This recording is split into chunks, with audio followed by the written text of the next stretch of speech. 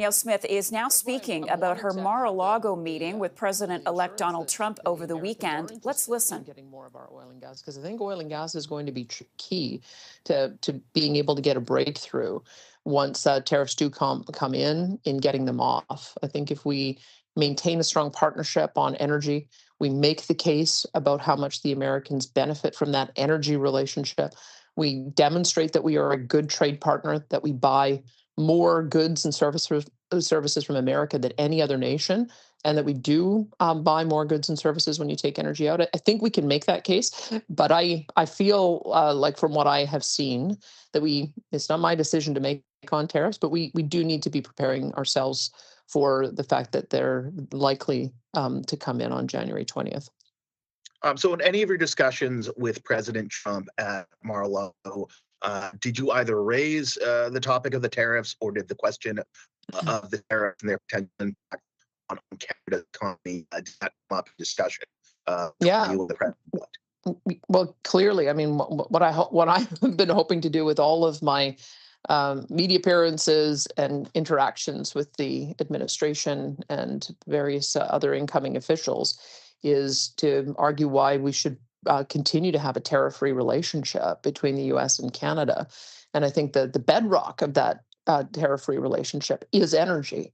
I think that when you talk about how we export, and I think that the Conservative leader, Pierre Poilievre, made this point recently, we actually sell discounted oil to the U.S. They upgrade it. So $100 billion worth of Canadian exported oil turns into $300 billion worth of value-added product and exports that the U.S. can then use with their trade partners around the world. So I just feel like the more we make those arguments, slowly but surely, we'll be able to make the case that we should continue to enjoy a tariff-free relationship. But I don't want to raise any expectations. The administration, the president gets sworn in, becomes president on January 20th. As I have understand, from reading the papers, there's 100 executive orders coming in there. And I haven't seen anything that suggests that he's changing course. So our job is going to be to work overtime to make sure that we can make the case for carve-outs if that potential does happen. And I think an obvious way of making the argument is to be talking about this important energy relationship. So I wanted to begin that conversation. Thank you. Thank you, Premier. Thank you, Rahim. We'll come back to you now, Paul, if you're able to unmute yourself. If not, I'll just read out your question that you put into the chat if you want to try here.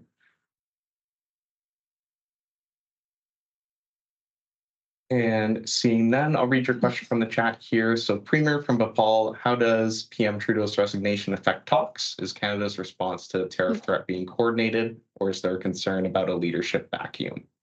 I'm very concerned about a leadership vacuum. That's why I've been calling for an immediate election, because we need somebody at the table who is able to engage with the administration saying, you got a 4-year mandate, I got a 4-year mandate, let's deal.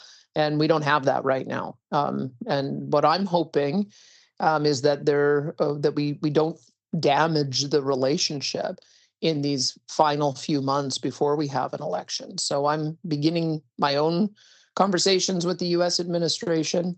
I hope that we're able to get past these immediate problems, but I think we've got such a solid base to start on. But there is no question it would be far better if we had an immediate election, so that we had whoever it was at the table able to have that strong 4-year mandate.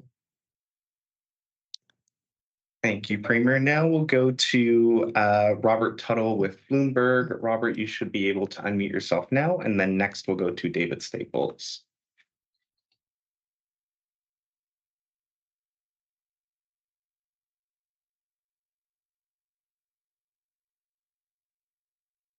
And are you there, Robert? All right. I can't hear from Robert. We'll go next here to David Staples. David, can you unmute yourself and ask your question?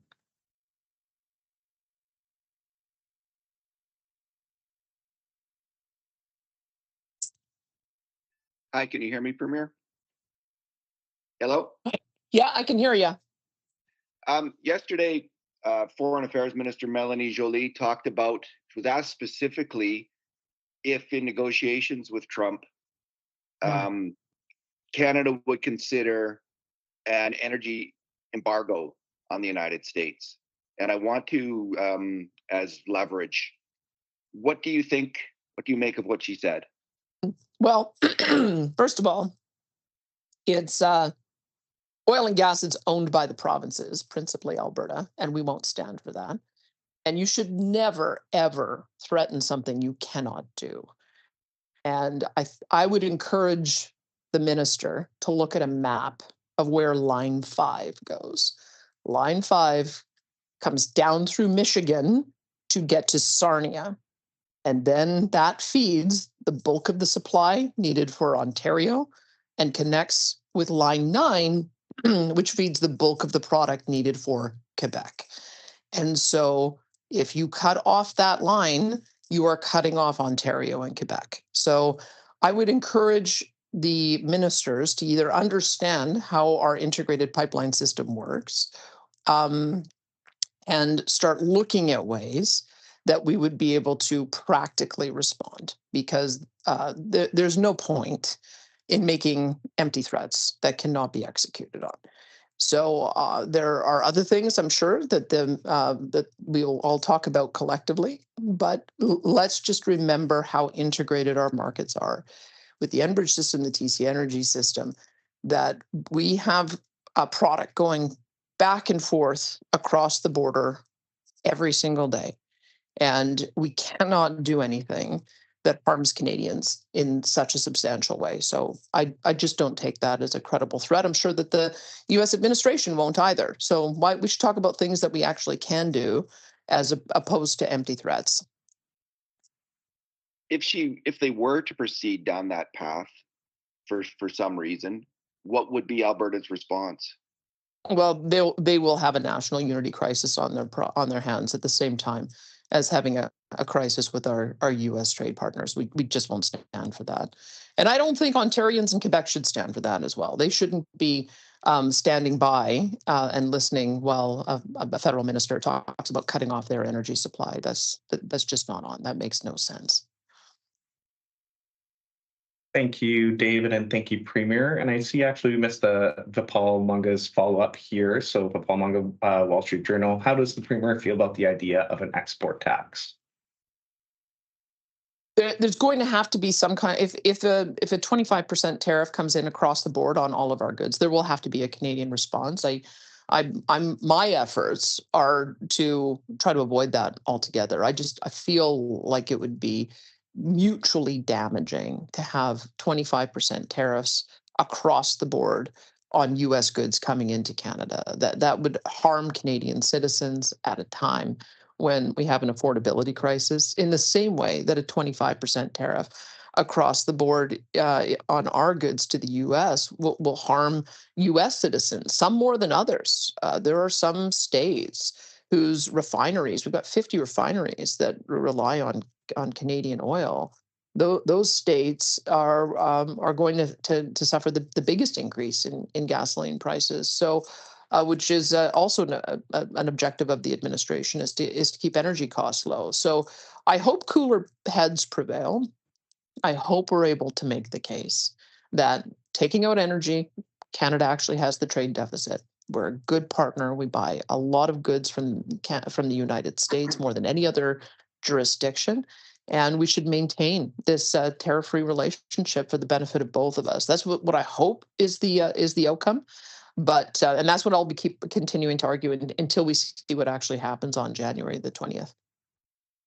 Thank you, Premier. And then for Robert Tuttle from Bloomberg, he put his question in the chat. Did Trump indicate that he would exclude oil and gas from tariffs, given that he wants to approve Keystone XL pipeline? Well, I wanted to gauge their interest in buying more oil and gas, and it seemed to me that the president was interested in his response. As you recall, on January 6th, we did a press conference with Enbridge where we have an agreement in principle to secure space on new lines so that we can build more capacity to the United States. I'm excited about that. I'm looking forward to seeing other pipeline companies come forward with that.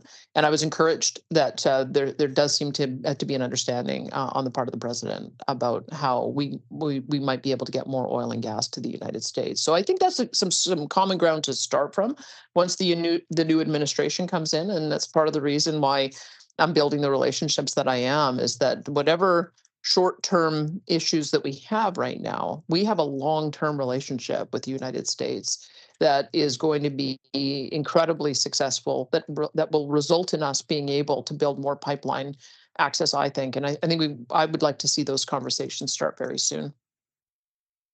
Thank you, Premier. And Robert, if you had a follow-up, feel free to throw it in the chat. While we wait for that, we're going to go to Mikey Jurgic with the Globe and Mail. Mikey, feel free to unmute yourself and ask your question. I think you mean Mickey Judich with Politico, but I will take the question. Thank you. Thank you for doing this, Premier. Did you secure any promises or assurances from Trump that he will exempt Alberta oil and gas from 25% tariff? No, I'm not expecting any exemptions. I'm expecting that we're going to have a lot of work to do in arguing why this special relationship that we have with the United States and have had since the 90s should continue. And that's what I'm doing, is just making the case, especially about energy, which is, I think, it's number one, it's our largest export, but also the Americans benefit because we sell it at a discount, benefits their consumers by having lower prices, allows them to export higher priced WTI to get higher value for it. We think we can be the solution to not only American energy affordability, but also American energy dominance. And so that's the deal that I want to make with the United States. And we have to get through the inauguration, see what the response is on tariffs. But I'm going to continue advancing that, and we'll see if we can have that energy partnership form the basis of a new relationship with the United States.